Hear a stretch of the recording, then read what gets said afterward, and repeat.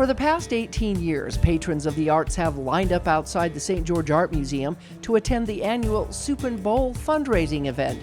For $25, a ticket buys them a handcrafted pottery bowl of their choice and a meal, all in support of the St. George Museum of Art. And it's one of our most exciting traditions. We have over 200 attendees every year, and we host a series of community pot throws before the event with the St. George Rec Center and the mudslingers at the St. George Rec Center to make these bowls. So each one is unique and they're so fun. There's all different colors and shapes and sizes.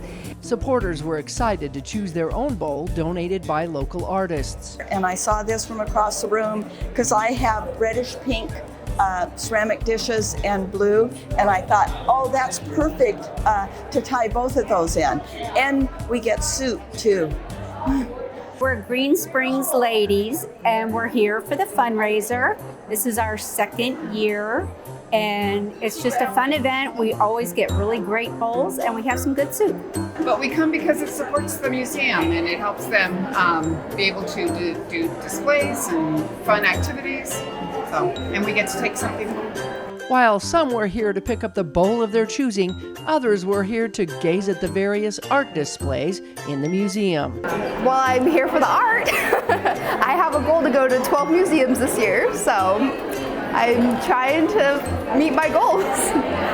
We are really trying to up our advertising and marketing efforts. I started 6 months ago, so it's been so fun to step into this role and to get to know all of the great employees and volunteers that we have, and to really see how the museum's serving the community and how the museum can further serve the community. Long lines extended outside from the museum to the social hall across the way. Inside, lunch was provided by Zion's Bank. Supporters were handed breadsticks by volunteers at the door. I'm the breadstick lady! Breadsticks from the Pizza Factory were a big hit and going fast, along with several different choices of soup. Cream of potato soup, however, was among the most popular soup choice of the day. Inside the hall, patrons gathered around to visit with their friends to talk about their new one-of-a-kind findings. I picked up this bowl because of its uniqueness. I love the colors. And then there's this one is more of just a neutral, but I use them on my dresser for my jewelry. So every year I come up with a new one. Supporters had their choice of sitting outside on the terrace Fabulous. or in the courtyard, where the Utah Arts Academy house bands played for the supporters' enjoyment.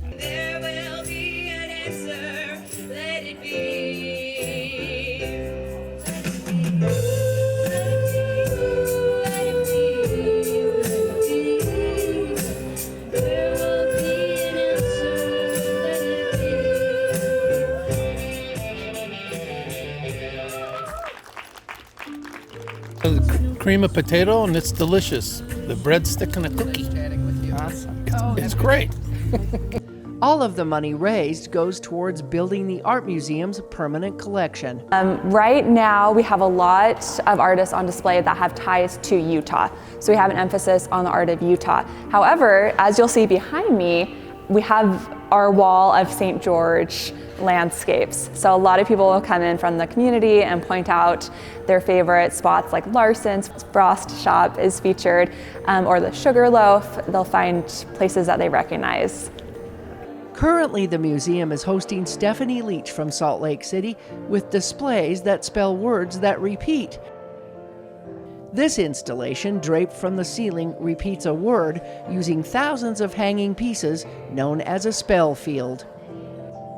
These collections will be on display through mid-March. For more information, you can go to the St. George Museum of Art's website. The stgeorgemoa.com. So St. S-T, George, G-E-O-R-G-E, and then MOA as in Museum of Art, MOA.com. In St. George, from the Soup N Bowl event, I'm Melissa Anderson.